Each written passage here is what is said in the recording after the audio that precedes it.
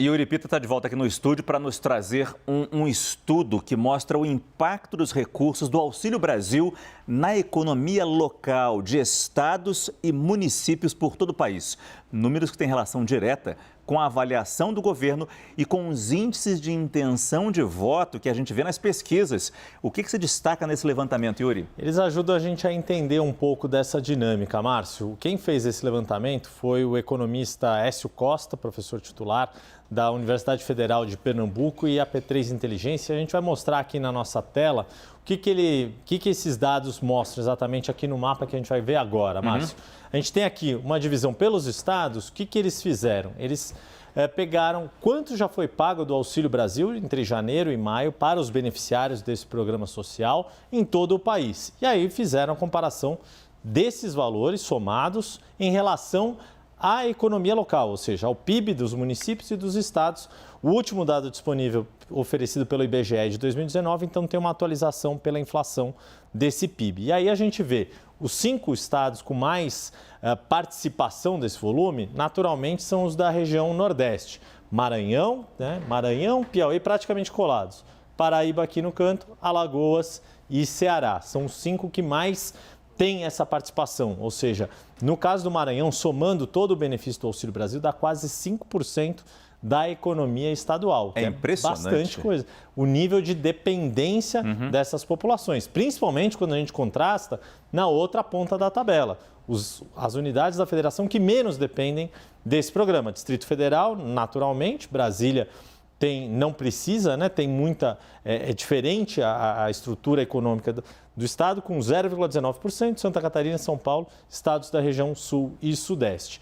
A gente vai dar uma aprofundada, Márcio, agora nas cidades, para ver como isso fica ainda mais discrepante, passando para a nossa próxima tela aqui. As cidades que mais dependem do Auxílio Brasil pelo cálculo do Écio Costa. Olha essa cidade aqui, do Maranhão, 34%, é muita coisa.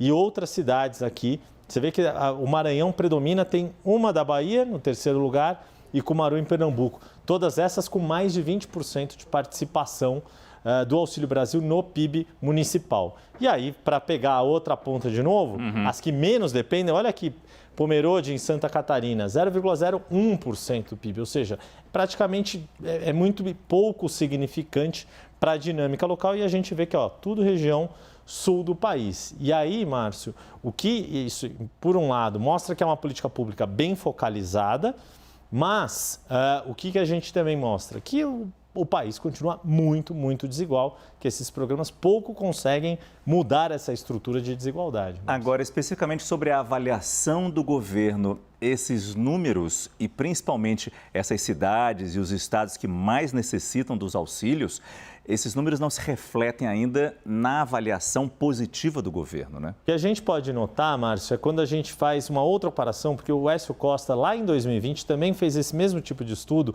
com o auxílio emergencial, que beneficiava muito mais pessoas. A gente chegou a falar em quase 70 milhões de beneficiários do programa naquele início de pandemia e um valor muito maior de R$ 600 de 2020. A gente hoje paga R$ 400 por família beneficiária e R$ 400 que não valem mais o que valiam 2 anos atrás, porque houve um processo inflacionário que corrói principalmente a renda dessas famílias que dependem desse tipo de programa. E por que eu estou falando isso? Para daí te responder a questão do impacto de avaliação de governo e intenção de voto. A região Nordeste, de fato, quando o auxílio emergencial estava vigendo ali em 2020 e até meados de 2021, deu uma boa avaliação para o presidente Jair Bolsonaro. À medida que o auxílio emergencial deixou de ser pago e veio o Auxílio Brasil com esse valor menor, o presidente não conseguiu recuperar a sua avaliação nessas regiões mais carentes. E com isso, a intenção de voto dele acabou encontrando um limite. E nesse cruzamento de 2021 para cá também aconteceu uma outra questão, que foi a anulação das condenações do ex-presidente Lula e ele se colocando como o principal adversário do presidente Jair Bolsonaro nessa corrida eleitoral. A memória no Nordeste, principalmente, ainda é muito forte dos tempos em que Lula ocupou a presidência, né? Sem dúvida. E aí é importante a gente lembrar, porque aí não tem só o programa Bolsa Família, que é um programa que durou 18 anos até ser substituído pelo Auxílio Brasil. Também houve uma série de políticas relacionadas à luz para todos, que foi levar energia elétrica para lugares que não contavam com esse tipo de serviço, toda uma questão de programa de cisternas, etc. E tem a disputa que tanto Lula quanto Bolsonaro travam em relação à transposição do Rio São Francisco, que foi concluída este ano, mas o PT reivindica a maior parte da execução das obras, mas é uma obra que o presidente Jair Bolsonaro visitou várias vezes nos últimos anos, à medida que eram sendo entregues trechos dessa transposição. E até para ser justo também, ao mesmo tempo, não dá para o governo Jair Bolsonaro aumentar quanto quiser o Auxílio Brasil. Há limite nisso. Sem dúvida. Daí o esforço tão grande de tentar segurar o preço dos combustíveis, né? Também, exato. Quer dizer, também é uma política que afeta. E, de fato, a questão também é importante a gente fazer essa ressalva. 2020, ano do início da pandemia, foi feito todo o orçamento de guerra, que era chamado, que permitiu ao governo pagar, inclusive porque o auxílio emergencial da época substituiu as atividades econômicas que estavam com alguma restrição por causa das medidas de prevenção da Covid-19, da infecção do coronavírus. Muito obrigado, Yuri Pita.